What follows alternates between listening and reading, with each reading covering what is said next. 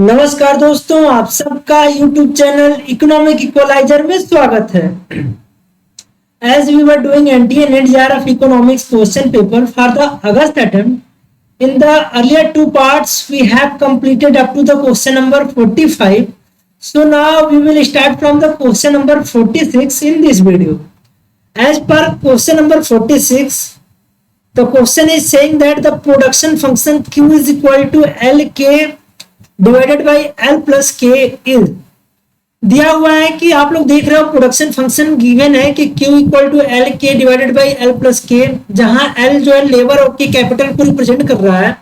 हम लोगों को डिग्री फाइंड आउट करना है कि होमोजीनियस ऑफ डिग्री 1 है, 0 है या फिर 2 है या फिर 1/2 है। तो इस क्वेश्चन को हम लोग सॉल्व करते हैं। जैसा कि आप लोग जानते हो, जब भी हम लोग डिग्री फाइंड आउट करने के लिए हम लोग क्या करते हैं कि लेम्डा से मल्टीप्लाई करते हैं। आप लोग देखोगे क्यू हम लोग का गिवन है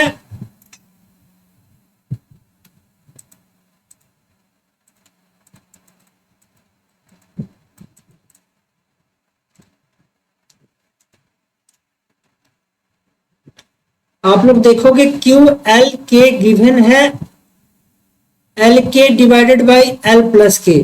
ठीक है, अब हम लोग क्या करते हैं, जब हम लोग को डिग्री फाइंड आउट करना होता है तो हम लोग लेम्डा से मल्टीप्लाई कर देते हैं। Q is equal to lambda L lambda के।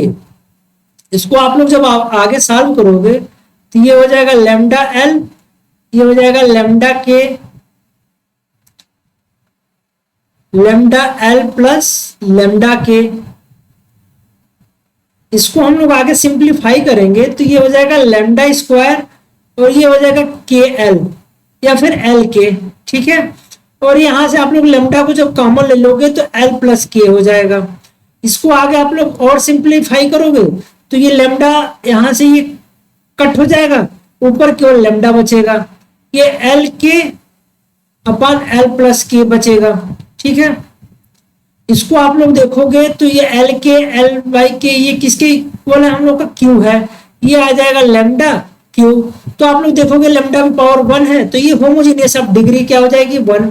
तो हम लोग का इस क्वेश्चन का राइट ऑप्शन क्या हो जाएगा 1। इसको आप लोग देख सकते हो। नेक्स्ट क्वेश्चन 47 देखो आप लोग। As per the Walras law the sum of the excess demand of money, bonds and current output must be equal to। कहा जा रहा है कि वालरा नियम के अनुसार धन, बॉन्ड और वर्तमान आउटपुट की अतिरिक्त मांग का योग बराबर होना चाहिए। ये किसके इक्वल होना चाहिए? तो आप लोग इस क्वेश्चन को आप लोग देखो, वालराज लॉ क्या कहता है पहले उसको आप लोग जान लो।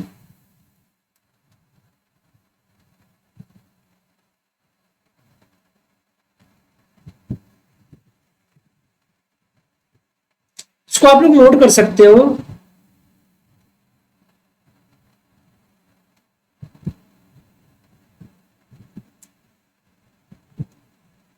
Summation of all markets, all markets मतलब money market, bond market and output market. Sum of all market, summation of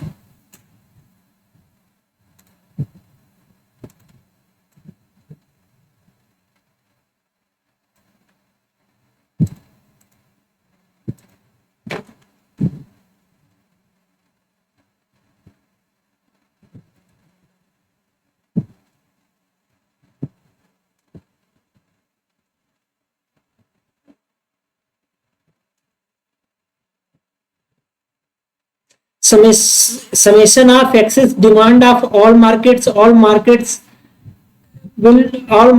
stands here as a money market, bond market and output market will be equal to 0। मतलब इसको आप लोग note कर लो।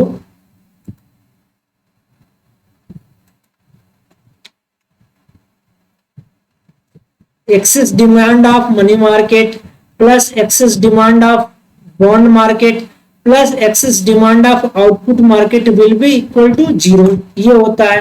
Second कहता है if there is excess demand of a commodity, then there would be an excess supply of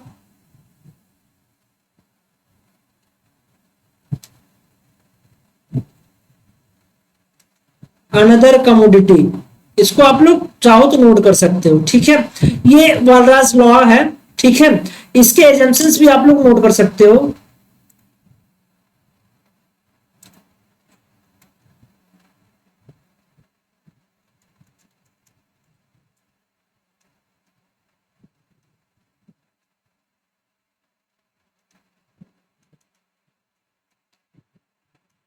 assumptions है आपका no externality,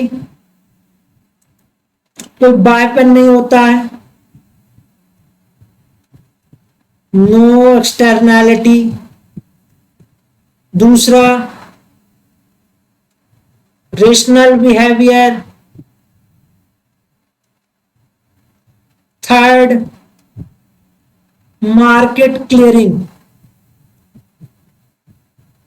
इसको आप लोग नोट कर सकते हो। ये वालराज का लॉ है कि summation of excess demand of all markets, summation है एक्सेस डिमांड ऑफ, देखो money market, bond market and output market will be equal to the zero. तो यही क्वेश्चन में है, आप लोग देखोगे तो ये क्या हो जाएगा, जीरो के इक्वल हो जाएगा। तो सेकंड ऑप्शन क्या हो जाएगा, इसका राइट ऑप्शन हो जाएगा।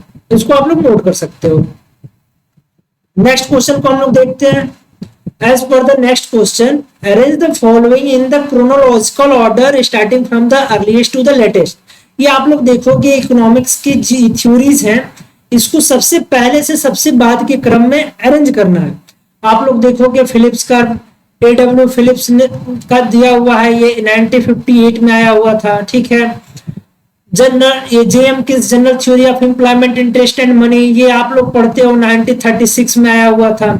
एडम स्मिथ की थ्योरी, ये आप लोग एडम स्मिथ का आप लोग देखोगे 1776 में इनकी बुक आई जो थी,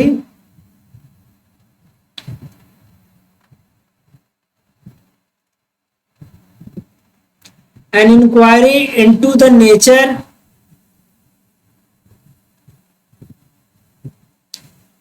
causes and wealth of nation, जो वेल्थ ऑफ नेशंस के नाम से भी जाना जाता है। आप लोग देखते हो बहुत सी एग्जाम में जो है वेल्थ ऑफ नेशंस पूछ देता है कि किसकी बुक है, तो ये वेल्थ ऑफ नेशंस के भी नाम से भी जाना जाता है, ठीक है। इसको आप लोग नोट कर सकते हो। इसके पहले 1759 में जो है एडम स्मिथ की एक और बुक थी, उसको आप लोग नोट कर सकते हो कि क्योंकि क्वेश्चंस जो आने वाले टाइम में एग्जाम में आप लोग देखते हो मिलता जुलता पूछा जाता है, तो इसलिए इसके बारे में आप लोगों को बता दिया जा रहा है। थ्योरी ऑफ मोरल सेंटिमेंट, ये भी एडम स्मिथ की बुक है, इसको आप लोग नोट कर सकते हो। यहां से क्लासिकल स्कूल का फाउंडेशन हुआ था, ठीक है। तो ये आप लोग देख सकते हो, इसको नोट कर सकते हो। फिर आपका ये क्या है, जॉन एफ मूथ का रेशनल एक्सपेक्टेशन। रेशनल एक्सपेक्टेशन आपका कब आया था, 1961 में आया हुआ था। फिर रॉबर्ट एम सोलो का ग्रोथ मॉडल, ये कब आया था, 1956 में आया हुआ था। तो आप लोग इसको क्रोनोलॉजी में अरेंज करोगे तो सबसे पहले आपका क्या हो जाएगा, एडम स्मिथ का आ जाएगा सी के बाद आप लोग देखोगे 1776 के बाद फिर आपका बी आ जाएगा, John Maynard Keynes, C B. उसके बाद आप लोग देखोगे ई आ जाएगा, ये आपका रॉबर्ट एम सोलो का मॉडल। फिर उसके बाद जो है आपका इसके बाद आएगा A.W. फिलिप्स, ठीक है, A.W. फिलिप्स। फिर इसके बाद आप लोग देखोगे डी आ जाएगा, रेशनल एक्सपेक्टेशन, ठीक है। रेशनल एक्सपेक्टेशन आप लोग देखोगे जॉन एफ मूथ, ये आ जाएगा डी। CBEAD, ये आप लोग देखोगे जो रेशनल एक्सपेक्टेशन है, जब आप लोग फिलिप्स कर पढ़ते हो तो उसमें अडैप्टिव एक्सपेक्टेशन है, रेशनल एक्सपेक्टेशन है। एडाप्टिव एक्सपेक्टेशन आप लोग जानते हो कि मिल्टन फ्रीडमैन ने दिया हुआ है। रेशनल एक्सपेक्टेशन आपका रॉबर्ट लुकास और जॉन एफ मुथ दोनों लोगों ने दिया हुआ है, ठीक है। तो इसको आप लोग नोट कर सकते हो। तो CBEAD आप लोग ऑप्शन को देखोगे, CBEAD, तो ये राइट ऑप्शन क्या हो जाएगा, सेकंड ऑप्शन क्या हो जाएगा, इस क्वेश्चन का सही हो जाएगा। इसको आप लोग नोट कर सकते हो। नेक्स्ट क्वेश्चन आप लोग देखोगे, नीति आयोग, ये मैचिंग है। आप जो ये पेपर हुआ है, अगस्त का जो पेपर हुआ है, आप लोग देखोगे ये पेपर का लेवल जो है ज्यादा टफ नहीं था पेपर, इसीलिए आप लोग देखोगे दिसंबर 2023 में जो कट ऑफ गई थी, आप लोग यूआर कैटेगरी का देखोगे, यूआर कैटेगरी का जो जेआरएफ था दिसंबर 2023 में वो 90 क्वेश्चन पे जेआरएफ था। ठीक है, इस बार देखोगे आप लोग यूआर का जेआरएफ देखोगे 2024 का अगस्त वाला अटेम्प्ट देखोगे तो ये 105 क्वेश्चन गया है। ठीक है, तो मतलब 15 क्वेश्चंस का सीधे जंप आया। 15 क्वेश्चंस का मतलब 30 मार्क्स, 30 मार्क्स का मतलब 10%। तो समझ रहे हो आप लोग, केवल इकोनॉमिक्स से 10%, इकोनॉमिक्स के मार्क्स से 10% का इंक्रीमेंट हुआ है। तो इसलिए आप लोग देख सकते हो पेपर का लेवल टफ नहीं था, रटने वाले क्वेश्चंस ज्यादा आए हुए थे, क्रोनोलॉजी आया हुआ है, मैच द फॉलोइंग आया हुआ है, आप लोग देख ही रहे हो पेपर। तो ये अब इस क्वेश्चन को हम लोग सॉल्व करते हैं। और बाकी इकोनॉमिक इक्वलाइजर आप लोगों को जून 2025 के लिए बेस्ट पेड बैच अवेलेबल कराएगा एंटी नेट जेआरएफ के लिए। अगर आप लोग इंटरेस्टेड हो तो बिना देर की जुड़ जाओ, पेड बैचेस चल रहे हैं। और पीजीटी असिस्टेंट प्रोफेसर के लिए एक इंडिविजुअल अलग बैच है और एंटी नेट जेआरएफ के लिए एक अलग बैच चल रहे हैं। आप लोगों को एग्जाम के पहले एनी हाउ सारे सिलेबस आप लोगों की कंप्लीट करा दिए जाएंगे। आप लोग उसके लिए बेफिक्र रहो। आप लोग इंटरेस्टेड हो तो पेड ग्रुप को बिना देर किए ज्वाइन कर सकते हो और एंजॉय कीजिए। ठीक है, आप लोगों को बेस्ट क्वालिटी के नोट्स मिलेंगे, जितने भी क्रोनोलॉजी है, मैच द फॉलोइंग्स है, जितने टाइप के एक्सपेक्टेड क्वेश्चंस बन सकते हैं, एमसीक्यूज बन सकते हैं, वो आप लोगों को पेड ग्रुप पे प्रोवाइड कराया जाएगा। ये आप लोग देखो नीति आयोग, इस क्वेश्चन को देखोगे नीति आयोग, इसमें कहा जा रहा है कि match the following.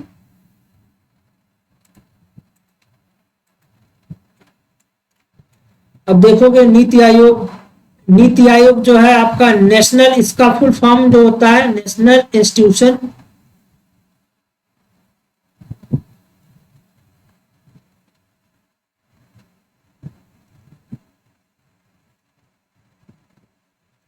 Transforming India. ये आप लोगों ने देखा होगा 1 जनवरी को जो है 2015 में ये इसको बनाया गया, एस्टेब्लिश हुआ नीति आयोग। ठीक है, तो ये नीति आयोग जो है आपका नॉलेज सपोर्ट के लिए है। तो एक आपका जो हो जाएगा, कौन सा हो जाएगा, 4th हो जाएगा। और एक्सेल रॉड, और एक्सेल रॉड जो है आपके ये फर्स्ट हो जाएंगे। टिट फॉर टैट स्ट्रेटजी, इन्होंने गेम थ्योरी में, गेम थ्योरी के लिए इन्होंने टिट फॉर टैट जैसे को तैसे की स्ट्रेटजी का यूज किया है, तो गेम थ्योरी के लिए है, तो इसका 1 हो जाएगा। जोसेफ स्टिग्लिट्ज, ये इफिशियंसी बेस्ड थ्योरी, तो इसका क्या हो जाएगा, 2nd हो जाएगा। India first 5 year plan, KN रॉस, इंडिया फर्स्ट 5 ईयर प्लान के जो आर्किटेक्ट हैं ये आपके कौन से हैं, केएन राज।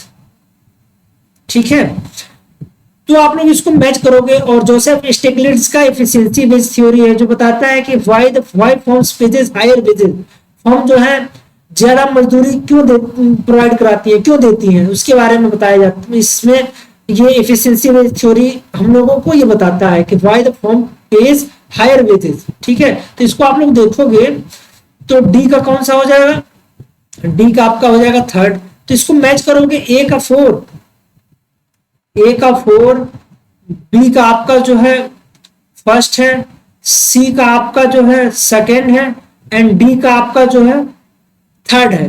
तो इसको आप लोग देखोगे कौन सा ऑप्शन है इसमें, ए का 4th, बी का 1st। तो आपका ये 3rd ऑप्शन क्या होगा, सही हो जाएगा। 3rd ऑप्शन क्या हो जाएगा, सही हो जाएगा। डी का क्या है, डी का आपका 3rd है, 3rd option will be the right. इसको आप लोग देख सकते हो। नेक्स्ट क्वेश्चन आप लोग देखो, यहाँ भी मैचिंग में पूछा गया, match the list 1 with the list 2, ad valorem tariff. Ad valorem tariff क्या होता है, ऑटर की आप लोग इंटरनेशनल ट्रेड जब पढ़ते हो, या आप एच जी मनूर की बुक पढ़ते हो, या फिर सेल्वाटोर की पढ़ते हो, तो आपने ऑटर की आपने शुरू के ही चैप्टर से आप लोगों को देखने को मिल जाएगा। सेल्वाटर में आप लोग देखोगे ऑटर की टर्म का बहुत बार आप लोग देखोगे, बहुत बार इसका यूज किया गया है। ऑटर्की, ऑटर्की का मतलब होता है no trade with other countries. या जब कंट्रीज क्या होती हैं, सेल्फ सफिशिएंट, सेल्फ सफिशियंसी को गेन कर चुकी होती हैं, तो क्या करती है, ट्रेड नहीं करती हैं, no trade with other country. तो इसको आप लोग, और जो भी मैच इन द फॉलोइंग से क्रोनोलॉजी के क्वेश्चंस हैं उसमें आप लोग एलिमिनेशन मेथड यूज करो, क्योंकि एंटी नेट का जब आप पेपर देते हो तो आपके पास टाइम का बाउंडेशन है, टाइम बहुत कम है, तो उसमें आप लोग, आपको अच्छे से पता है, आप पढ़े हुए हो, तो आप लोग एलिमिनेशन मेथड यूज करके क्वेश्चन को इजीली सॉल्व कर सकते हो, बहुत आसानी से और फास्ट सॉल्व कर सकते हो। तो ऑटर्की में आप लोग देखोगे, ऑटर्की का क्या हो जाएगा, no trade with other countries, B का हो जाएगा थर्ड, बी का थर्ड किसमें है, आप लोग देखोगे ये एलिमिनेट हो जाएगा, ये एलिमिनेट हो जाएगा, तो आपका केवल सेकंड ऑप्शन बचेगा। अब एड वोलरम टैरिफ देखो, ए का फोर्थ है, percentage of the value of traded commodities, yes सही है। और टर्की आपका क्या हो गया, no trade with other countries. Compound tariff जो होता है, समय दो तरीके का टैरिफ का क्या होता है, कॉम्बिनेशन होता है, combination of ad valorem and specific tariff is the compound tariff. C का ये क्वेश्चन आपका जो है 2019 दिसंबर में आया हुआ है, ठीक है। एड वैलोरम टैरिफ, ये कंपाउंड टैरिफ क्या है, ये आप लोग जाके देख सकते हो, दिसंबर 2019 में ये क्वेश्चन आया हुआ है, ठीक है। तो कंपाउंड टैरिफ आपका जो हो जाएगा, क्या हो जाएगा, combination of ad valorem and specific tariff. तो सी का क्या हो जाएगा, सेकंड, सी का सेकंड। स्पेसिफिक टैरिफ क्या हो जाएगा, फिक्स्ड सम पर यूनिट। डी का क्या हो जाएगा आपका फर्स्ट। इस क्वेश्चन का राइट ऑप्शन क्या हो जाएगा, सेकंड। नेक्स्ट क्वेश्चन आप लोग देखोगे, कहा जा रहा है ग्रॉस डोमेस्टिक प्रोडक्ट और जीडीपी इज डिफाइंड एज, आप लोग जानते हो जीडीपी इक्वल टू होता है consumption plus investment plus government expenditure plus net export. Net export जो होता है आपका, एक्सपोर्ट माइनस इंपोर्ट होता है, ठीक है। इसको आप लोग नोट कर सकते हो, या इसको आप लोग, हम लोग लिखते हैं GDP equal to C plus I plus G plus N X, ठीक है। और यही किसके इक्विवेलेंट होता है, ये आपका हो जाएगा aggregate domestic income plus indirect tax plus depreciation. अब आप लोग इसको नोट कर सकते हो, जो एग्रीगेट डोमेस्टिक इनकम जो होता है आपका,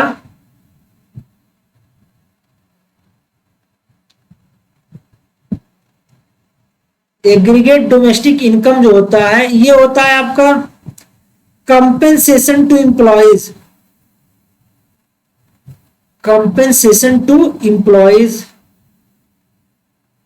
प्लस इसमें क्या होता है operating surplus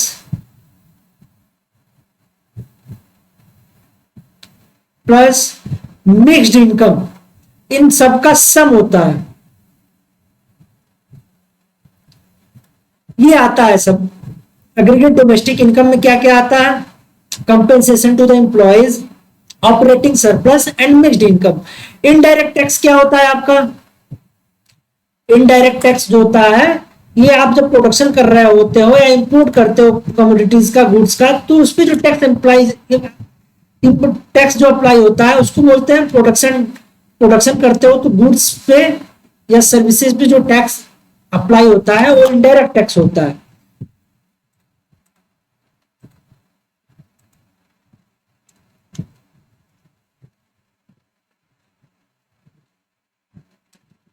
taxes on the production और इंपोर्ट, ठीक है। डिप्रिसिएशन क्या होता है आपका,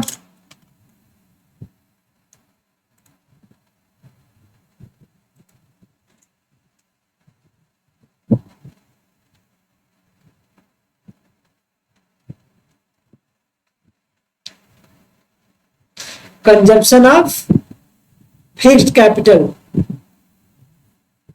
ये आपका क्या होता है डिप्रिसिएशन, ठीक है। इसमें वियर एंड टीयर आता है, तो आप लोग इसको नोट कर सकते हो। तो इस क्वेश्चन में इस क्वेश्चन का राइट ऑप्शन क्या हो जाएगा हम लोगों का? फर्स्ट हो जाएगा। सेकंड नहीं होगा क्योंकि यहाँ डिप्रिसिएशन जब होगा तो अंडर स्टेट में आ जाएगा, ये डिप्रिसिएशन माइनस नहीं होगा, ठीक है। इनडायरेक्ट टैक्स में भी माइनस नहीं होगा तो ये अंडर स्टेट में आ जाएगा। और ये जो एनडीपी होता है आपका, एनडीपी ये होता है आपका जीडीपी माइनस डिप्रिसिएशन, तो ये भी वाला ऑप्शन आपका नहीं होगा, ठीक है। तो इस क्वेश्चन का राइट ऑप्शन क्या हो जाएगा? फर्स्ट आ जाएगा। इसको आप लोग नोट कर सकते हो। नेक्स्ट क्वेश्चन कहा जा रहा है consider the following statement and identify the correct ones. इसमें से हम लोग को स्टेटमेंट को आप लोग देखोगे, कहा जा रहा है first statement according to the accelerator model investment demand is proportional to the change in GNP.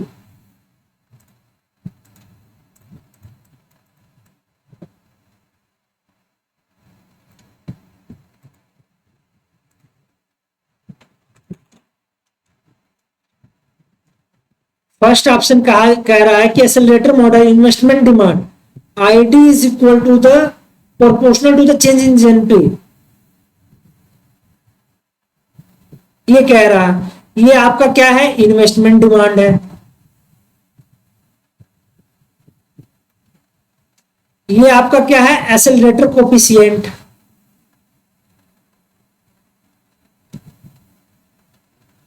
और ये क्या है?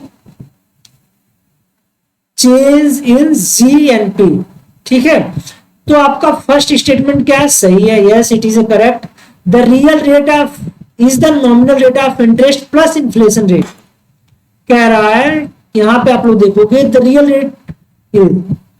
Rate is equal to the nominal rate plus inflation. ये क्या है? गलत है। क्यों?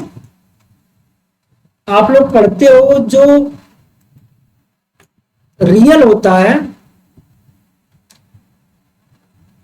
नॉमिनल रेट ऑफ इंटरेस्ट होता है और real rate of interest plus inflation के, ये पाई आपका क्या है? इन्फ्लेशन है। आर आपका real rate of interest, N क्या है? Nominal rate of interest. ये आपका सही होता है, nominal equal to real plus inflation rate. या हम आप लोग निकालते हो real rate of interest equal to the हो जाएगा nominal minus pi. Real interest rate equal to the, ये आपका होता है नॉमिनल इंटरेस्ट रेट, और ये आपका क्या होता है? Inflation rate. तो इसलिए आपका स्टेटमेंट नंबर 2 क्या हो जाएगा? बी क्या हो जाएगा? फॉल्स हो जाएगा। The higher the real interest rate the higher the rental cost of capital. Yes it is a correct. ये करेक्ट हो गया, ये करेक्ट हो गया, ये इनकरेक्ट हो गया। If the rate of interest will be the higher,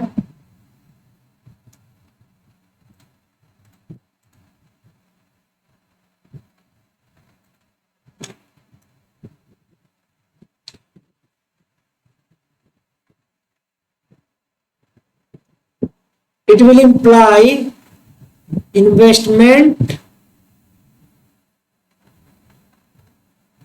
will be costlier, investment will be costlier, ठीक है। तो ये क्या होगा? Higher the real interest rate the higher is the rental cost of capital, क्योंकि जब इंटरेस्ट रेट हाई होगा तो इन्वेस्टमेंट भी क्या होगा? आपका एक्सपेंसिव होगा, एंड दस इन्वेस्टमेंट वुड बी एक्सपेंसिव, ठीक है। तो ये सही है। डी देखोगे आप लोग, investment is A stock concept, investment is A stock concept, ये गलत है। क्यों? इन्वेस्टमेंट क्या है? इन्वेस्टमेंट जो होता है आपका फ्लो कंसेप्ट है, investment is a flow concept. Investment is a flow concept. I is equal to change in K, change in capital stock over time, ठीक है। तो ये क्या है? ये स्टॉक कंसेप्ट नहीं है, ये फ्लो कंसेप्ट है। Investment is a flow concept. I equal to change in the capital stock over time, तो इसलिए ये डी आपका क्या हो जाएगा? गलत हो जाएगा। Rate of interest is a flow concept, ये भी आपका गलत हो जाएगा।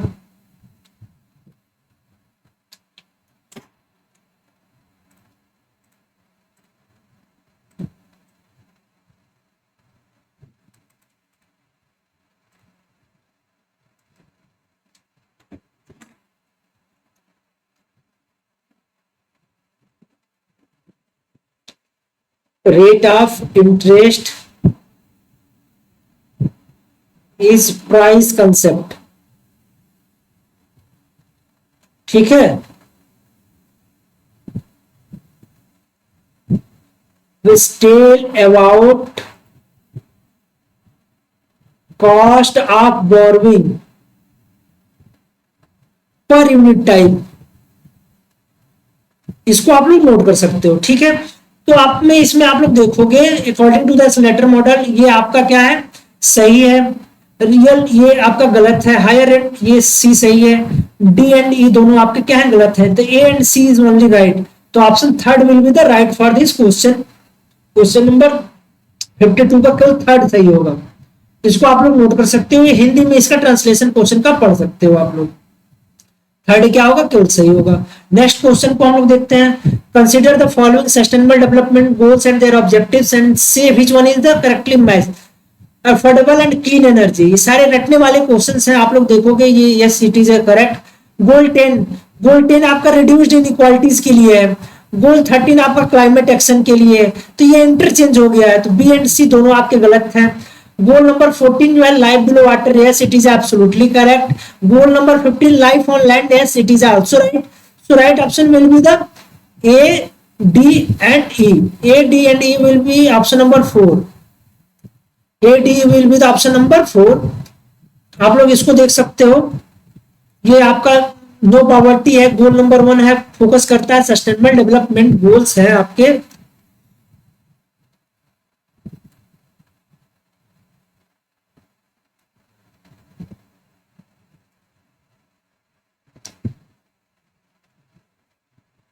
सेवनटीन गोल्स हैं और ये इसका टारगेट कब तक है, 2015 टू 2030 तक, ठीक है। इसमें इसको गेन करना है, मतलब नो पॉवर्टी, गरीबी नहीं होना चाहिए। जब गरीबी नहीं होगा, आप लोग देखो नो पॉवर्टी, इसको रटने का तरीका ये है, जब गरीबी नहीं होगा नो पॉवर्टी, तो आप क्या होगा, जब गरीबी नहीं होगा तो आप भूखे नहीं रहोगे। तो दूसरा गोल क्या है, जीरो हंगर। जब भूखे नहीं रहोगे तो क्या होगा, आपका गुड हेल्थ एंड वेलबींग, आप बहुत अच्छे से रहोगे, आपका हेल्थ अच्छा रहेगा। तो थर्ड गोल आपका जो होता है गुड हेल्थ एंड वेलबींग को कंसीडर करता है। फोर्थ गोल क्या हो जाएगा, जब आप गरीब नहीं हो, आप भूखे नहीं हो, आपके अच्छा हेल्थ है, तो आप क्या करोगे, क्वालिटी एजुकेशन गेन करने के लिए सोचोगे। तो फोर्थ गोल आपका क्या हो जाएगा, क्वालिटी एजुकेशन, ठीक है। जब अच्छा एजुकेशन, क्वालिटी एजुकेशन गेन करोगे तो आप सोचोगे कि जेंडर क्या हो, जेंडर इक्वालिटी हो। फिफ्थ गोल आपका क्या है, जेंडर इक्वालिटी पे है। जब जेंडर इक्वालिटी को आप गेन किए, फिर आपका सिक्स गोल क्या हो जाएगा, क्लीन वाटर एंड सैनिटेशन, स्वच्छ पानी हो और क्या हो, आपके आसपास में क्या हो, सफाई हो, सैनिटेशन हो, ठीक है। तो clean water and sanitation six आपका गोल हो जाएगा। सेवेंथ गोल क्या हो जाएगा, affordable clean and green energy, ठीक है।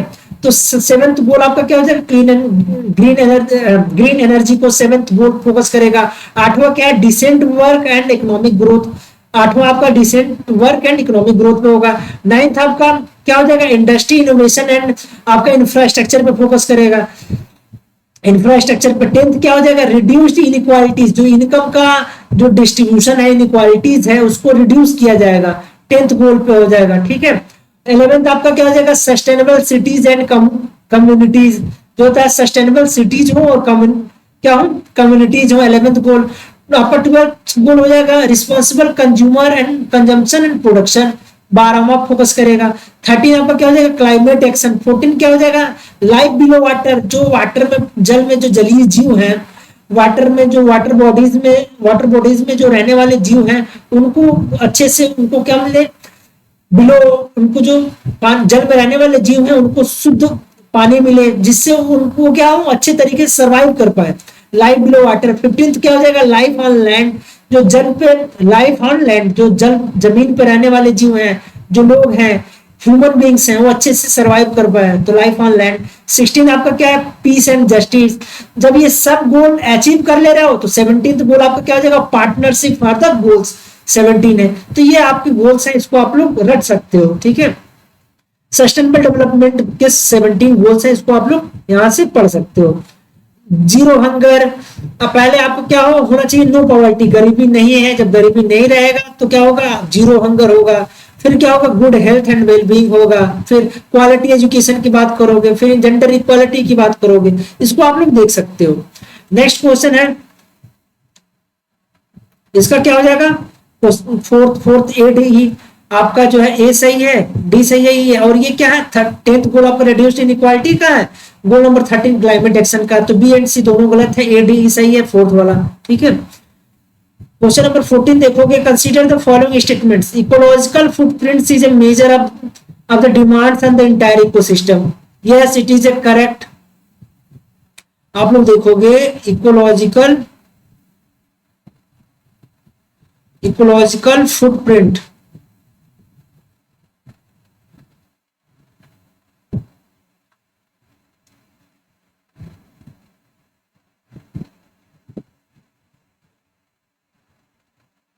Resource consumption,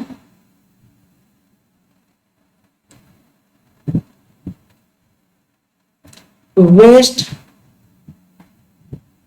done by population और economy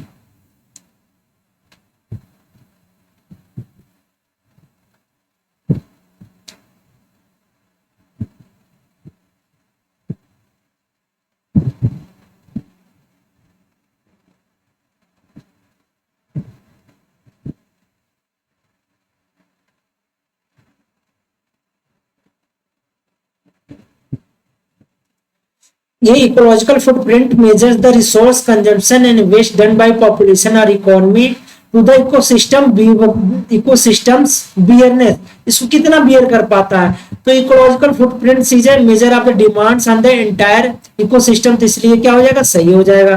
top down approach to the development emphasises on the mass participation, no, ये बॉटम टू टॉप अप्रोच होता तो ये मास पार्टिसिपेशन होता, लेकिन ये क्या है, टॉप डाउन अप्रोच है, तो इस so there won't be mass participation, that's why the option B will be incorrect.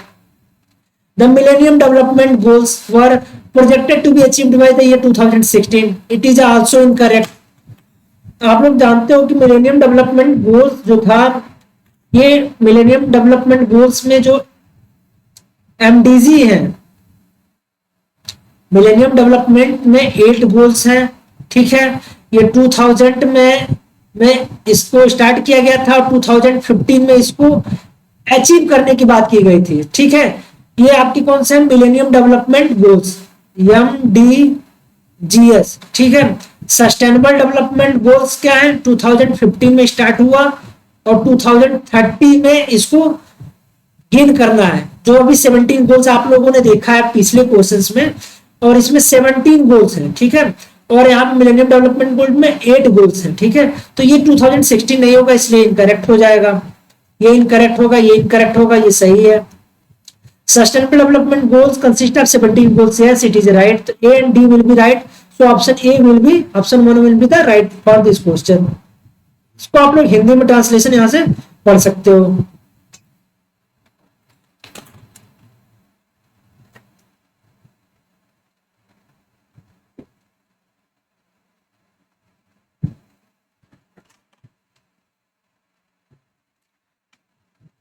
Question number 54 को देखो,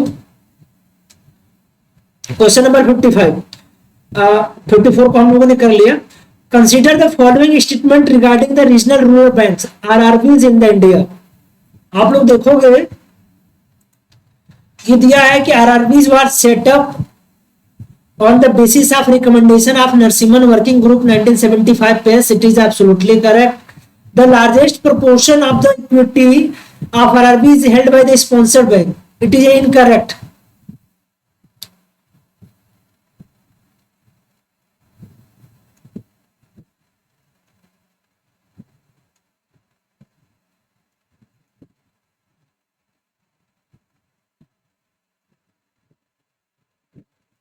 ये होता है शेयर,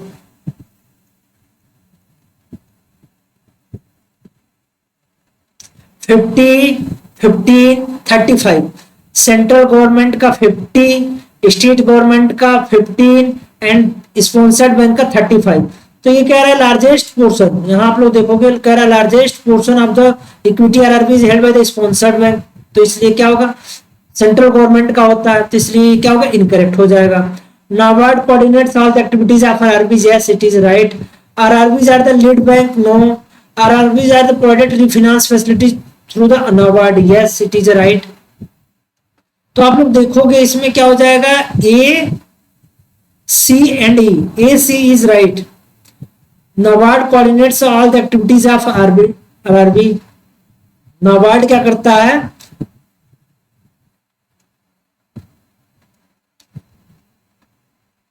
आरआरबीज के लिए सुपरविजन, गाइडेंस एंड रिफाइनेंस ये करता है नाबार्ड आरआरबीज के लिए। तो NABARD coordinates all the activities of RRB, तो इसलिए ये सही होगा। RRB has provided refinance facilities through the NABARD, ये भी सही होगा। तो ए सी एंड ई, आपका बी जो है लीड बैंक जो है कह रहा है स्पॉन्सर्ड बैंक ये नहीं होगा, और लीड बैंक नहीं होगा, direct RRBs are lead bank, no. तो ये आपके ए सी ई क्या होंगे सही होंगे, that is the option number 1, ठीक है, इसको आप लोग देख सकते हो। नेक्स्ट क्वेश्चन, क्वेश्चन नंबर 56 है, the phrase demonstration effect is coined bye,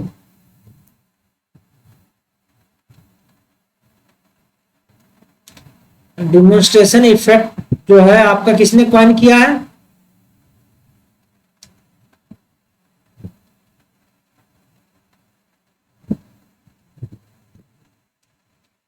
ये अमेरिकन इकोनॉमिस्ट हैं,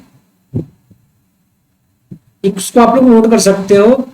1949 में जो इन्होंने ये डेमोन्स्ट्रेशन इफेक्ट का कंसेप्ट दिया था, तो इसमें इन्होंने जेम्स ड्यूसेनबेरी क्या होगा इस क्वेश्चन का राइट ऑप्शन होगा।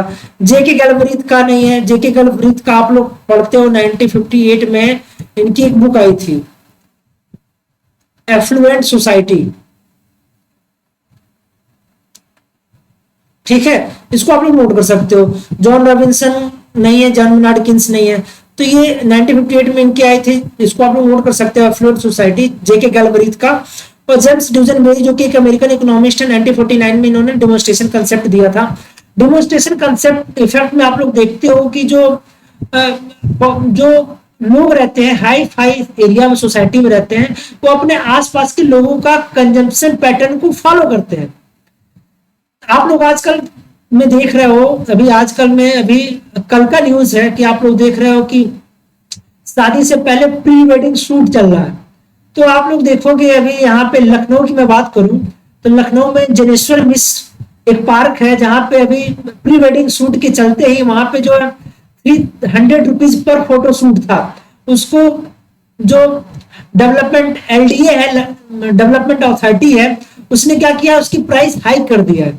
जो प्री वेडिंग शूट्स के लिए जो ये अभी आप लोग देखोगे जो लोग लखनऊ के रहने वाले हैं, जनेश्वर मिश्र पार्क है एक यहाँ पे गोमती नगर एरिया में, तो वहां पे आप लोग देखोगे उसका जो ये डेमोन्स्ट्रेशन इफेक्ट का ही एक इम्पैक्ट है।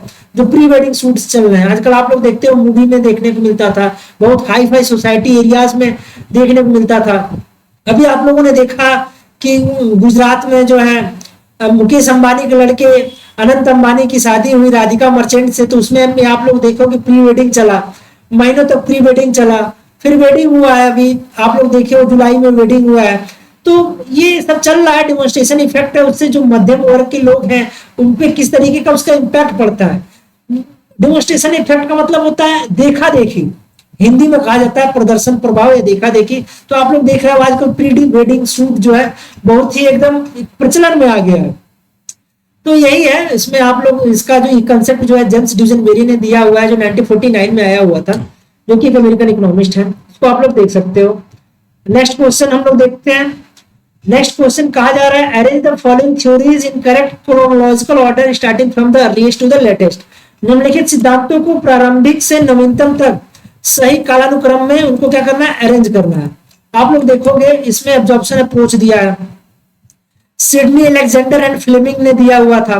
तो सिडनी अलेक्जेंडर एंड जो है फ्लेमिंग ने इसको दिया हुआ था। सिडनी अलेक्जेंडर ने 1952 एंड फ्लेमिंग का कंट्रीब्यूशन 1962 में।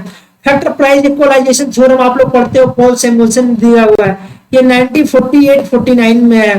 ठीक है, रेसिप्रोकल डंपिंग मॉडल है, ठीक है। ये रेनार्ड एंड क्रूगमैन, इसको आप लोग नोट कर सकते हो, ये बर्नार्ड है, बर्नार्ड एंड क्रूगमैन ने इसको दिया हुआ है, ये दिया गया था 1983 में आया हुआ था, ठीक है। लियोनटिव पैराडॉक्स, लियोनटिव का आप लोग कंसेप्ट पढ़ते हो 1953 में, ठीक है। और इमेजराइजिंग ग्रोथ थ्योरी जगदीश भगवती का, ये कब आया था? 1958 में आया था, ठीक है। तो इसको आप लोग इसको अरेंज कर सकते हो। तो सबसे पहले आपका फैक्टर प्राइस इक्वलाइजेशन थ्योरम है, जो कि आपके पॉल सैमुअल्सन ने दिया हुआ है। तो सबसे पहले क्या हो जाएगा? बी हो जाएगा, ठीक है। जब आप लोग जब जान जाओगे, इसमें एलिमिनेशन मेथड लगाओगे, तो बी से कोई है ही नहीं, तो सब आप एलिमिनेट कर सकते हो, ठीक है। आपका ऑप्शन नंबर 1 सही हो जाएगा। फैक्टर प्राइस इक्वलाइजेशन थ्योरम जो है 1948-49 में पॉल सैमुअल्सन का है, ठीक है। उसके बाद डी आ जाएगा आपका लियोनटिव पैराडॉक्स, ये 1953 में, ठीक है। फिर उसके बाद ए आ जाएगा आपका एब्जॉर्प्शन अप्रोच 1952 में, तो पॉल इसमें आपका सिडनी अलेक्जेंडर ने दिया हुआ है 1952 में। और इसमें आप लोग देखोगे सिडनी अलेक्जेंडर एंड फ्लेमिंग ने भी इसको आगे, इसमें इसका इनका कंट्रीब्यूशन था 1962 में है नियर अबाउट। तो आप लोग देखोगे, इसलिए इसको बाद में रखा गया है, पहले डी को रखा गया लियोनटिव पैराडॉक्स को, लियोनटिव पैराडॉक्स। फिर आपका ए आ जाएगा, फिर आपका इमेजराइजिंग ग्रोथ जगदीश भगवती का 1958 में आया था, ठीक है, ई। और सबसे लास्ट में आपका जो रेसिप्रोकल डंपिंग मॉडल जो बर्नार्ड एंड क्रूगमैन ने 1983 में दिया हुआ है, इसको आप लोग नोट कर सकते हो, ठीक है। तो इस क्वेश्चन का राइट ऑप्शन क्या हो जाएगा? फर्स्ट हो जाएगा। अब हम लोग नेक्स्ट क्वेश्चन को देखते हैं। ये आप लोग देखोगे, ये दिया हुआ है equation ax² plus by² plus 2hxy, ठीक है, ये दिया हुआ है। xy के अलावा सभी मानों के लिए नकारात्मक है, केवल the quadratic form of ax² by² 2hxy is negative for all the values of x and y other than xy and only if x is less than 0, y is less than 0 and h² is less than 0, ये होगा तब। अब आप लोग इसको देखोगे, x is ये xy के लिए है, तो पूछा जा रहा है a एंड b के लिए।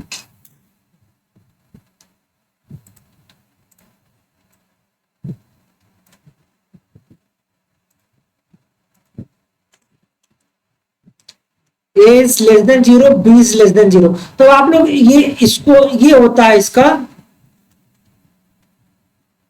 कैरेक्टरिस्टिक्स जो होता है इसका क्वाड्रेटिक फॉर्म का, ये होता है। इसको आप लोग देख के इसको सॉल्व कर सकते हो।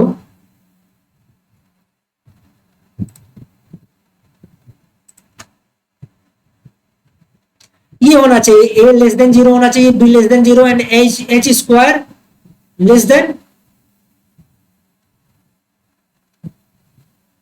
AB,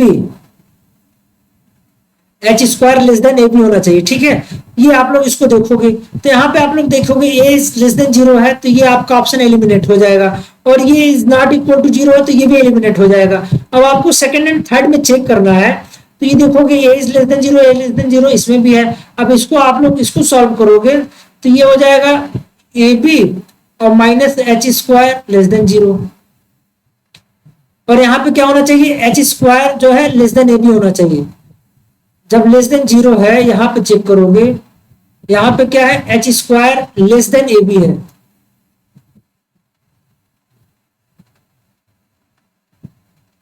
यहाँ पे देखो h² लेस देन AB होगा, तो यहाँ पे नहीं है, h² जो है h² is greater then AB है। क्यों? क्योंकि AB minus h² is less than 0 है, तो इसलिए ये वाला ऑप्शन भी आपका क्या होगा? एलिमिनेट हो जाएगा। यहाँ पे आप लोग देखोगे, इसको मल्टीप्लाई करोगे तो ये हो जाएगा AB और ये हो जाएगा माइनस h² और ये लेस देन 0, ठीक है। लेकिन होना क्या चाहिए? h² लेस देन AB होना चाहिए, लेकिन यहाँ पे क्या है? AB minus h² less than 0 है, मतलब h² जो है बड़ा है AB से, तभी आप h² को AB से माइनस कर रहे हो, तो निगेटिव आ रहा है, तो इसलिए AB माइनस h², ये देखो आप लोग लेस देन 0 है, यहाँ पे h² ग्रेटर है, तो ये आपका AB आपका एलिमिनेट हो जाएगा। अब ये आप इसको चेक करोगे थर्ड ऑप्शन का, तो ए इज लेस देन 0 है, ठीक है, and A B minus H square is greater than 0। इसका मतलब ये हो गया ए बी, इसका मतलब हो गया A B is greater than, A B is greater than H square. तो ये देखो H square is greater than H square, या इसको हम लिख सकते हो H square less than A B. तो ये आप लोग देखोगे ये मैच कर जा रहा है, तो ऑप्शन नंबर थर्ड क्या हो जाएगा इस क्वेश्चन के लिए सही हो जाएगा। ये आप लोग देखो, ये जब आपका क्वाड्रेटिक फॉर्म का इक्वेशन ऐसे दिया हो A X square B Y square 2h X Y, तो उसके लिए उसका कैरेक्टरिस्टिक्स क्या होता है, ए लेस देन 0 होना चाहिए, बी लेस देन 0 होना चाहिए और H square less than A B होना चाहिए। लेकिन आप लोग, आपका फर्स्ट ऑप्शन हम लोग इसलिए एलिमिनेट कर दिए हम लोगों ने, क्योंकि आप लोग यहाँ पे हम लोगों ने देखा कि यहाँ पे हम लोगों ने देखा कि फर्स्ट ऑप्शन में ए इज ग्रेटर देन 0 था, ये क्या था ग्रेटर देन 0 था, ठीक है, तो इसलिए एलिमिनेट कर दिया। फोर्थ वाले में यहाँ पे देखो इज नॉट इक्वल टू 0 है, तो इसलिए इसको एलिमिनेट कर दिया। सेकंड वाले को हम लोगों ने सॉल्व किया तो ये ए भी आ गया और ये माइनस एच स्क्वायर हो गया, लेस देन 0 है ये, लेकिन लेस देन 0 है मतलब H square is greater than A B, इसका मतलब यही हो गया एच स्क्वायर जो ए बी से बड़ा है, तभी ए बी से एच स्क्वायर को माइनस कर रहा है तो निगेटिव आ रहा है, तो ये भी आपका एलिमिनेट हो गया क्योंकि एच स्क्वायर छोटा होना चाहिए ए बी से। फिर हम लोगों ने थर्ड वाले को चेक किया तो ये A B minus H square is greater than 0, A B minus H square is greater than 0, it means that A B is greater than H square, so it fulfils the correct requirement what the quadratic form has. जो quadratic form के पास क्या होता है उस characteristics को ये equation fulfil कर रहा है, इसलिए थर्ड वाला क्या हो जाएगा सही हो जाएगा। इसको आप लोग देख सकते हो। Next question, which state scored the highest secured top most rank in the state energy efficiency index 2013-23 released by the NITI Aayog. NITI Aayog द्वारा जारी राज्य ऊर्जा दक्षता सूचकांक 2023 में किस राज्य ने सर्वोच्च रैंक हासिल प्राप्त किया है? इसमें आपका देखोगे सबसे ज्यादा जो है कर्नाटका का है, 84.6 नियर अबाउट है, आप लोग इसको देख सकते हो 86 point with an overall score of 86.5 out of 100, Karnataka emerges as the top performing state in the State Energy Efficiency Index 2023 as an achiever. Two states, Assam and Uttar Pradesh, Assam and Uttar Pradesh को अचीवर के rank में स्टेट में रखा गया है, achiever category. Contender में 3 states हैं, 3 states में Goa, Jharkhand and Tamil Nadu are in the contender category, ठीक है, इसको आप लोग नोट कर सकते हो। तो इस क्वेश्चन का राइट ऑप्शन क्या हो जाएगा Karnataka, option number 4। Next question है, which of the following is the biggest item of grants in aid to the state assigned by the 15th finance commission? 15th finance commission के 15वें वित्त आयोग के द्वारा राज्यों को सौंपी गई सहायता अनुदान की सबसे बड़ी मद है। तो इसमें आप लोग देखोगे सबसे बड़ा मद आपका कौन सा है, local bodies to the grants. ये आप लोग जब ये 15th फिनांस कमीशन का जब डेटा सर्वे का रिपोर्ट पढ़ोगे आप लोग,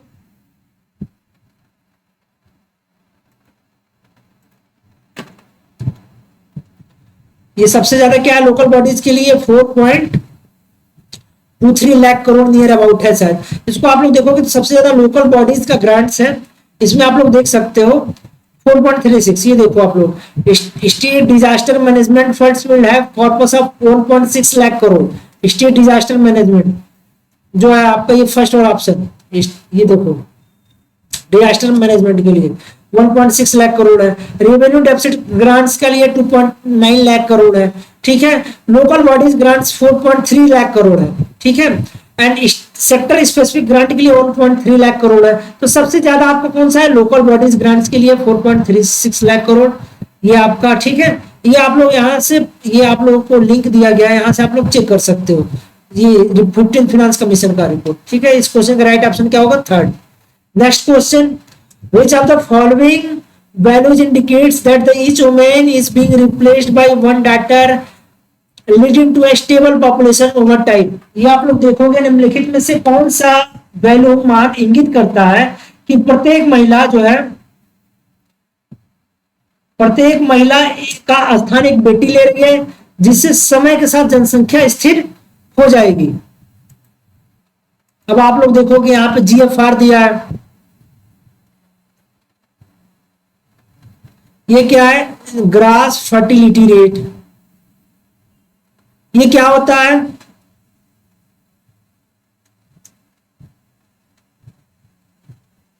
इसको आप लोग नोट कर सकते हो।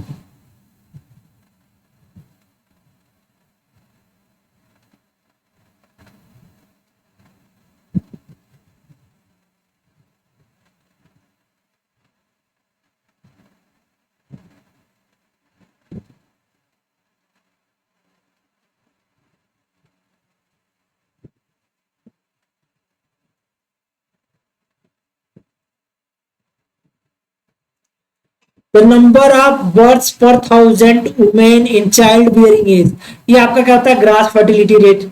ये आपका क्या होता है, नेट रिप्रोडक्शन रेट।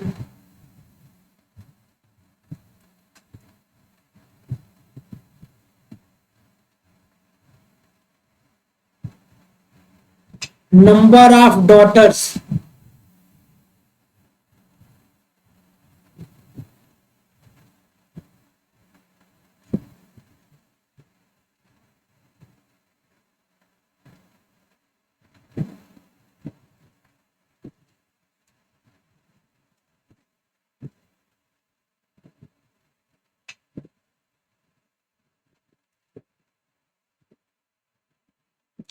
ये नेट रिप्रोडक्शन रेट कहा जा रहा है कि number of daughters to a women considering fertility and mortality.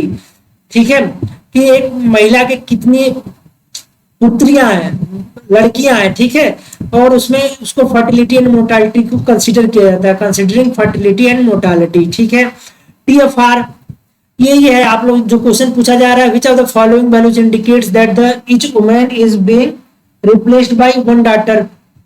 तो यही है आपका नेट रिप्रोडक्शन रेट जो है आपका सेकंड वाला जो है, यही रिप्रेजेंट करता है। वन है each woman is being replaced by one daughter, तो आप वन डॉटर को रिप्लेस करती है स्टेबल पॉपुलेशन ओवर टाइम, और पॉपुलेशन इंक्रीज नहीं करता है, स्टेबल बना रहता है। तो यही है इसमें।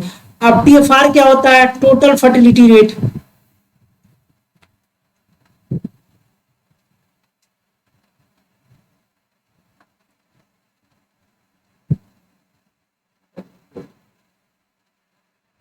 Number of children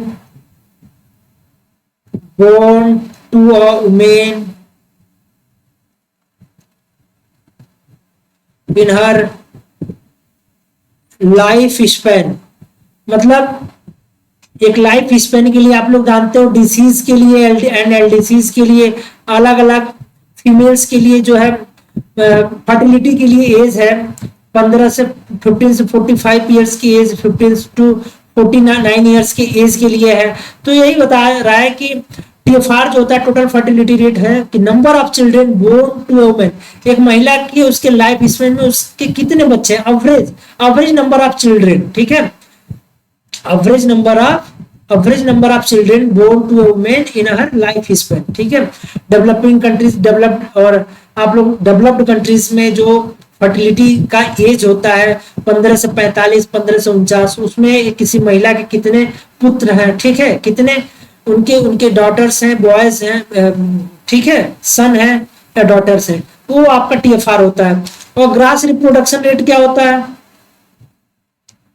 grass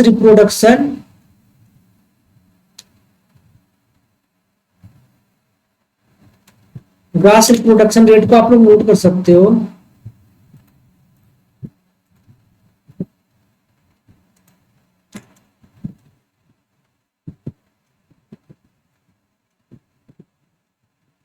number of daughter to a women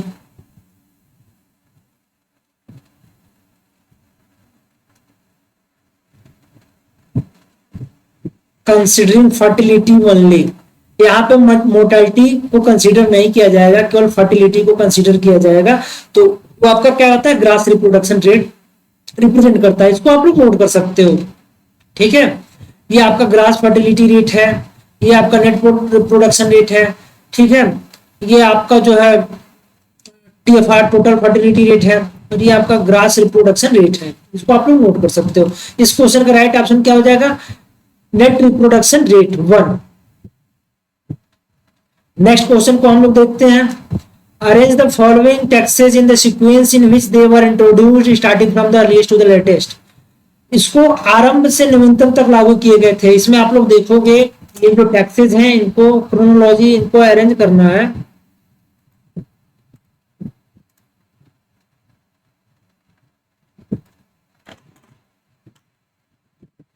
commodities transaction tax जो होता है ये आपका कब आया था? कम्युनिटीज ट्रांजैक्शन टैक्स 2013 में आया। सिक्योरिटी ट्रांजैक्शन टैक्स आपका कब आया? 2004 में आया। बैंकिंग कैश ट्रांजैक्शन टैक्स ये आप लोग ये क्या है? सीटीटी है, ठीक है। ये आपका क्या है? एसटीटी है। ये आपका बैंकिंग कैश ट्रांजैक्शन टैक्स आपका कब आया था? बीसीटीटी है, आप लोगों ने पढ़ा होगा, 2005 में आया था। 2009 में इसको क्या कर दिया गया? एबोलिश कर दिया गया, खत्म कर दिया गया, ठीक है। मिनिमम अल्टरनेटिव टैक्स ये कब आया था? 1987 में आया था। मैट, ठीक है, मैट को पढ़ा होगा आपने। फिर एंजल टैक्स ये कब आई थी? 2000, ये आपका आया था 11-12 में, ठीक है, एंजल टैक्स। तो इसको आप लोग क्रोनोलॉजी में अरेंज करोगे आप लोग, तो इसमें देखो कि सबसे पहले कौन सा आया हुआ है। सबसे पहले आपका बी आया है, बी के बाद आपका सबसे उसके बाद कौन सा आया? सी आया है। सबसे पहले आपका डी आया, minimum alternative tax, D. D के बाद आप आओगे बी, डी बी के बाद जो है आपका आ जाएगा सी, डी बी सी। अब उसके बाद आपका आ जाएगा ई, एंड लास्ट में आपका क्या आ जाएगा? ए, ठीक है। तो ये आपका राइट ऑप्शन हो जाएगा डी बी सी ई ए, और इसके लिए कौन सा? थर्ड ऑप्शन आपका सही है, ठीक है। इसको आप लोग देख सकते हो। Next question, consider the following statements. MC schedule is obtained by subtracting successive value of TC only. TC only है इसलिए रॉन्ग हो जाएगा, क्योंकि टीसी इक्वल टू क्या होता है? TFC plus TVC, total fixed cost plus total variable cost. तो ये कह रहा है एमसी शेड्यूल इज ऑब्टेन्ड। आप लोग जब देखते हो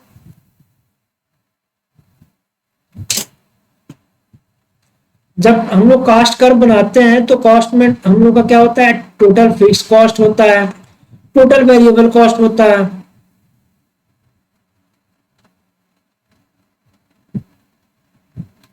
ये क्या होता है? टीएफसी।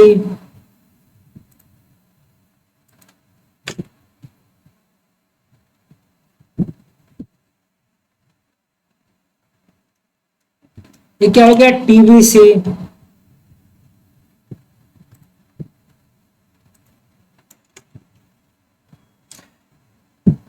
यहाँ पे आप लोग देखोगे तेजी से फॉल हो रहा है, ये धीमे से क्या हो रहा है? इंक्रीज हो रहा है। तो आपका जो टीसी होगा थोड़ा सा राइटवर्ड शिफ्ट हो जाएगा। मिनिमम पॉइंट जो होता है टीसी का ये थोड़ा सा राइटवर्ड शिफ्ट हो जाएगा। ये आपका क्या हो जाएगा? टीसी हो जाएगा, ठीक है, क्योंकि ये फास्ट तेजी से फॉल कर रहा है टीएफसी, और ये धीरे से टीबीसी एवब की तरफ क्या कर रहा है? चढ़ रहा है ऊपर, टोटल वेरिएबल कास्ट। तो टोटल कास्ट जो होता है समेशन होता है टीएफसी का और टीबीसी का, इसलिए राइटवर्ड मिनिमम पॉइंट जो टोटल कास्ट कर्व का हो थोड़ा सा राइटवर्ड शिफ्ट हो जाता है, और इन सब के मिनिमम पॉइंट से क्या होकर गुजरेगा? हमारा मार्जिनल कास्ट कर्व।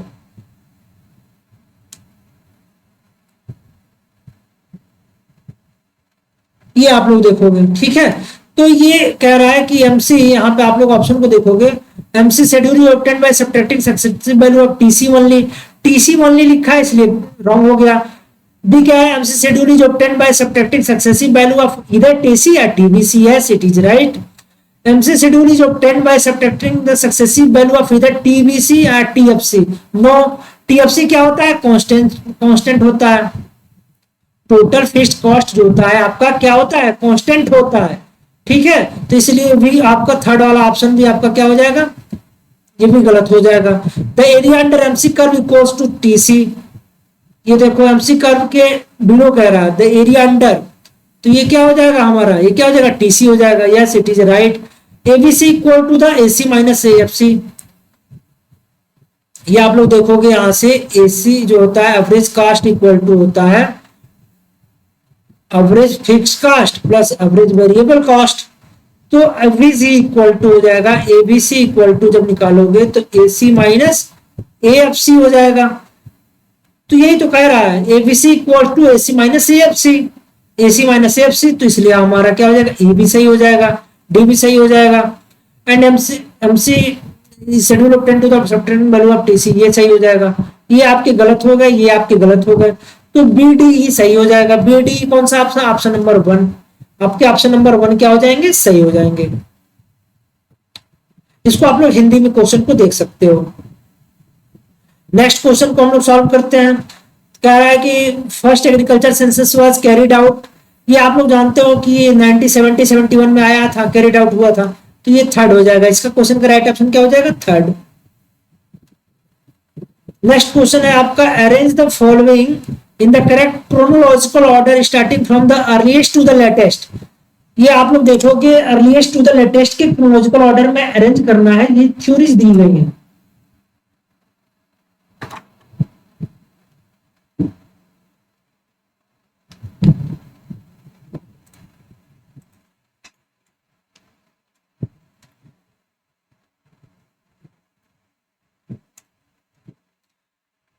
ये आप लोग देखोगे होटलिंग रूल्स कब आई थी, 1931 में आई थी।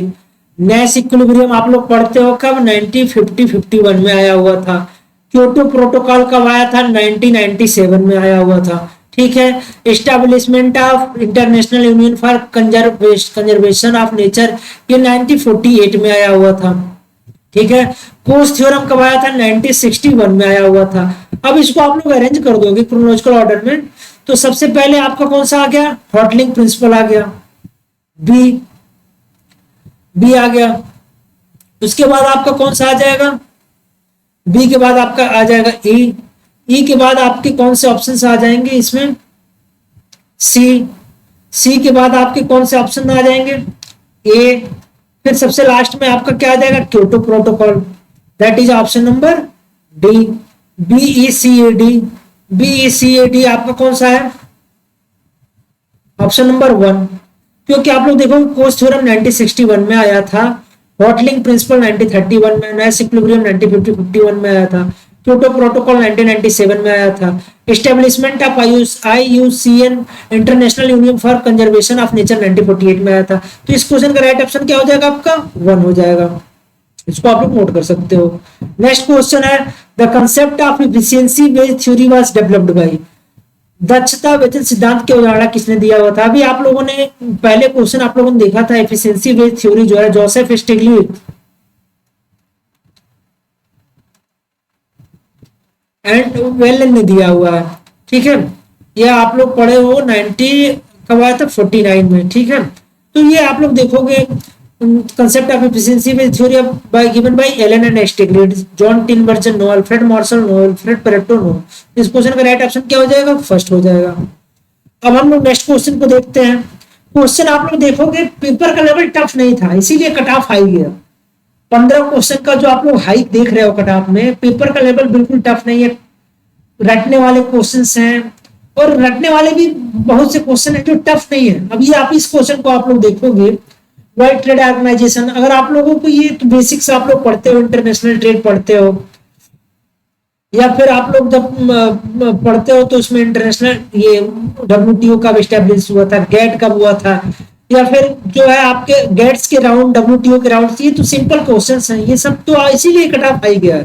पेपर का लेवल टफ नहीं था, और जो रटने वाले भी हैं वो भी ज्यादा टफ नहीं है, कुछ क्वेश्चन हैं लेकिन मैक्सिमम क्वेश्चन आप लोग इजिली कर सकते हो। तो ये आप लोग देखोगे वर्ल्ड ट्रेड ऑर्गेनाइजेशन WTO कब स्टैब्लिश हुआ था, 1995 में स्टैब्लिश हुआ था।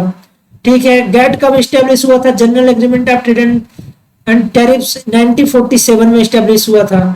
New economic policy in India ये कब आई थी, 1991 में आई थी।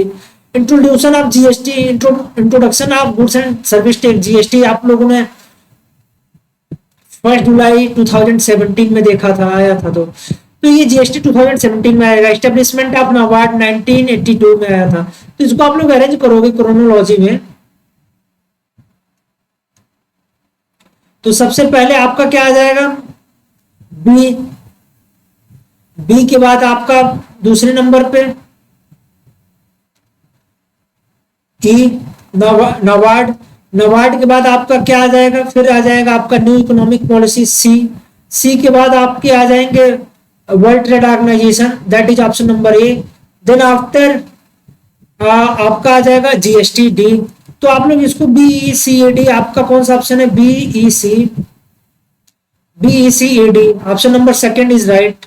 Option number second is right for this question. Next question, which of the following is or the possible reason for the surplus in the balance of payment? Balance of payment में भुगतान संतुलन के अधिशेष के लिए निम्नलिखित में से कौन सा कारण है? ये आप लोग देखते हो, decline in imports, yes it is right. Decline in interest rates, no. ये क्या होगा, इंटरेस्ट रेट बिलो जाएगा, कंजम्पशन इंक्रीज होगा, इससे क्या हो जाएगा, इंपोर्ट इंक्रीज हो जाएगा। तो बीओपी क्या हो जाएगा, फोर्स हो जाएगा, ठीक है। तो इसलिए बी नहीं होगा। Increase in export, yes it is right. Increase in income tax, there is no direct impact of income tax for the in order to influence the balance of payment. So option D will not be the right appropriate option for this. Higher outward foreign direct investment, ये outward दिया है तो ये भी नहीं होगा। तो आप इसका राइट ऑप्शन कौन सा है, A and C. A and C will be the right option for this and option number 4 will be the right, ठीक है। इसको आप लोग देख सकते हो।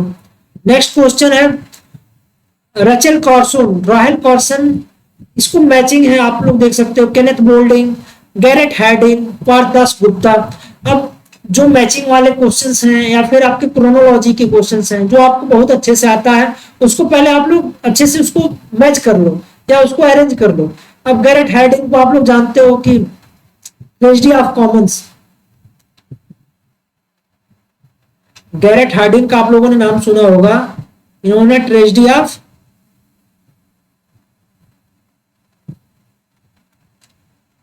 ऑफ कॉमन्स इनकी एक फेमस बुक है।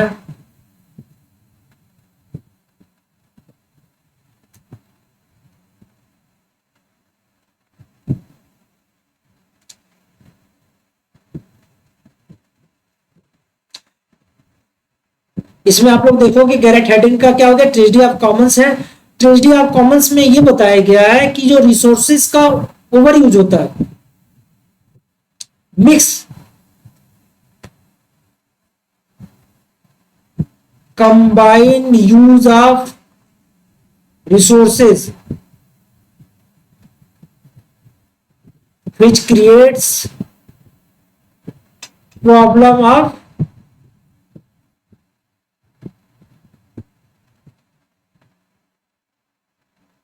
which is referred as the tragedy of commons।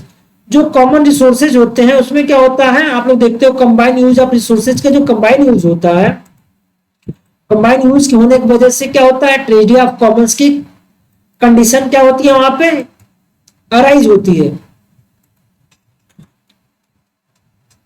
Commons की त्रासदी, ठीक है।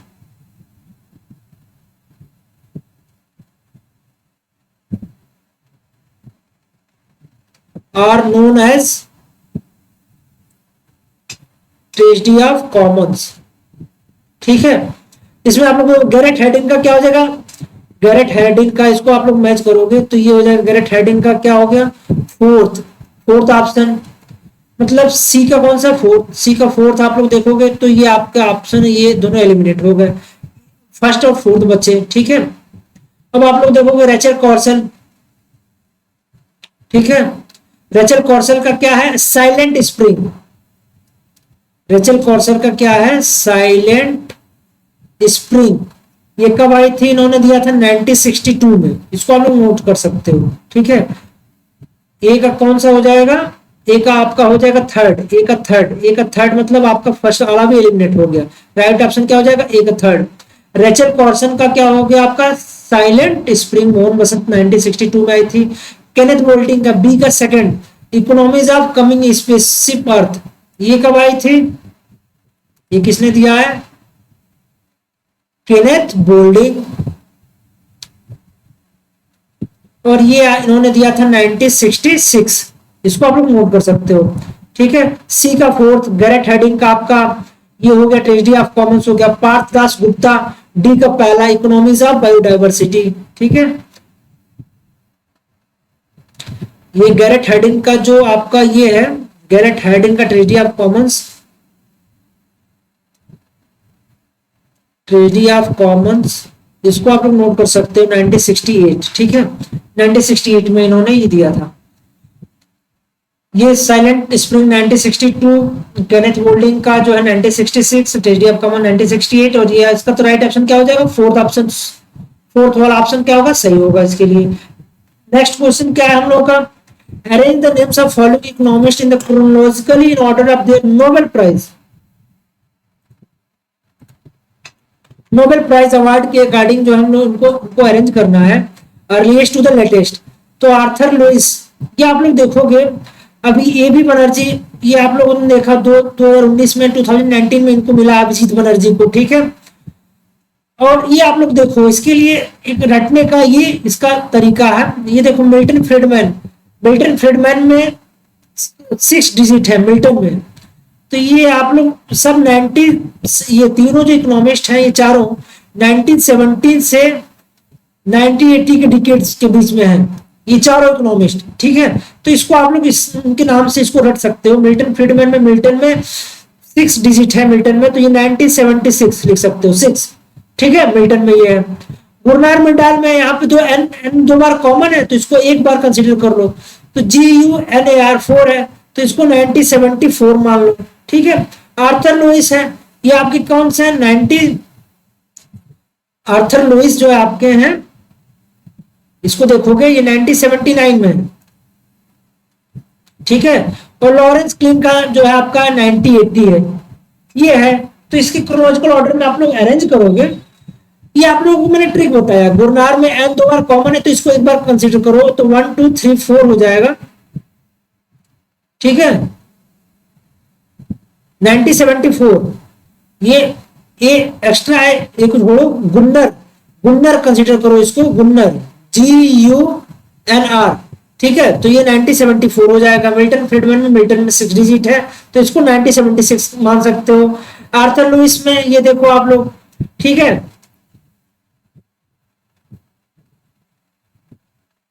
ये 1979 में दिया था। लॉरेंस क्लीन का 1980 में। तो अब इसको क्रोनोलॉजिकली अरेंज करोगे तो सबसे पहले आपका गुरनार मेडाल आ जाएंगे, बी के बाद आपका कौन सा आ जाएगा, सी के बाद आपके आ जाएंगे ए के बाद आपका ई, सबसे लास्ट में आ जाएगा डी, BCAED। तो इसमें देखोगे आप लोग BCAED, तो ये आपका फर्स्ट ऑप्शन आपका क्या हो जाएगा, सही हो जाएगा। सबसे लास्ट में आपके कौन से अभिजीत बनर्जी है। ठीक है, ये ऑप्शन क्या हो जाएगा, सही हो जाएगा। इसको आप लोग ऐसे हम लोगों ने किया। ठीक है, तो हम लोगों ने जो है 70 क्वेश्चन को हम लोगों ने एंटी नेट अगस्त अटेम्प्ट के लिए सॉल्व कर लिया है विद एक्सप्लेनेशन एंड सॉल्यूशन। बाकी के जो 20 क्वेश्चंस हैं, क्योंकि हम लोग रीडिंग कंप्रीहेंशन को, पैसेज वाले क्वेश्चंस को करने नहीं जा रहे हैं, हम लोग 90 क्वेश्चंस को करेंगे। तो हम लोगों ने 70 क्वेश्चन को, 70 क्वेश्चंस को सॉल्व कर लिया है। बाकी के 20 क्वेश्चंस भी जो है हम लोग बहुत जल्द आप लोगों को यूट्यूब चैनल इकोनॉमिक इक्वलाइजर पे with explanation and solution provide करा दिया जाएगा। और अब तक आप लोग जो यूट्यूब चैनल इकोनॉमिक इक्वलाइजर को सब्सक्राइब नहीं किए हो तो आप लोग सब्सक्राइब कर सकते हो।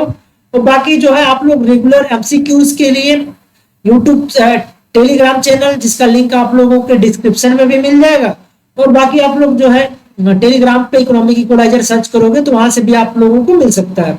बाकी आप लोग को स्क्रीन पे दिख रहा होगा Telegram, WhatsApp and YouTube channel सारे लिंक दिए गए हैं, आप लोग वहां से जुड़ सकते हो। और इकोनॉमिक्स के सारे कॉम्पिटिटिव एग्जामिनेशंस के लिए रेगुलर बैच शुरू कर दिया गया है। 15 अक्टूबर से ये बैच चालू है।